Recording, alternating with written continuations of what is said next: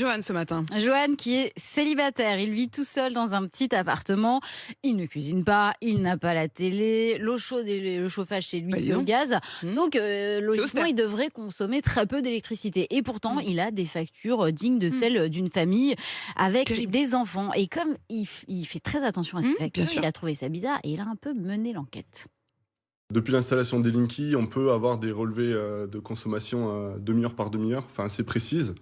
Et je me suis rendu compte que ça correspondait, mais pas du tout à mon mode de vie et au moment où j'étais absent ou pas absent dans mon logement. Par exemple, quand je pars en congé, en fait, je disjoncte totalement mon appartement, sauf le frigo.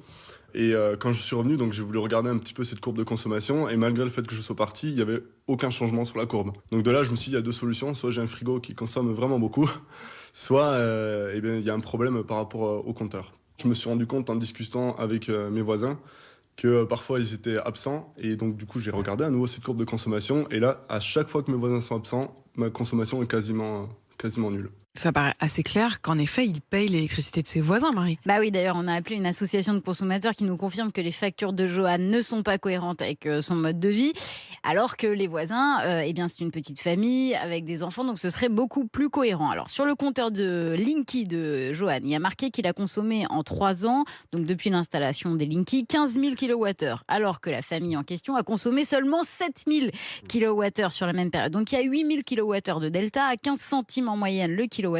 Ça fait un différentiel de 1 200 €. Donc ça n'est 1200 pas €. négligeable. Ah bah oui, dis donc. Johan, il se dit que ces 1 200 €, il aurait bien aimé en faire autre Il a chose, se contacté payer un beau voyage. son fournisseur. Alors bien sûr, il a d'abord appelé Enedis, puisque c'est Enedis qui transmet les informations des compteurs Linky aux fournisseurs. Et puis, il a aussi contacté son fournisseur, Total Energy.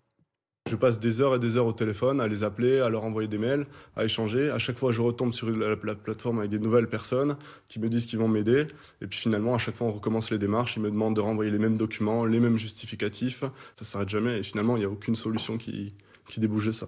Donc voilà, du coup, il nous a contacté, nous, et on a contacté Total Energy hier, mais on n'a malheureusement pas eu de retour pour l'instant. Par contre, Enedis, qui gère le réseau et qui gère les compteurs Linky, nous a promis de regarder ce qui se passe et de revenir vers nous le plus vite possible. Est-ce qu'on sait pourquoi il se retrouve à payer l'électricité de ses voisins? Alors les voisins, justement, on a réussi à les joindre hier. Johan, du coup, est passé chez eux hier soir. Ils ont fait le test en direct et eh bien, c'est confirmé. Ils se sont rendus compte que les compteurs sont bien inversés. Celui de Johan chez la famille avec enfants et inversement.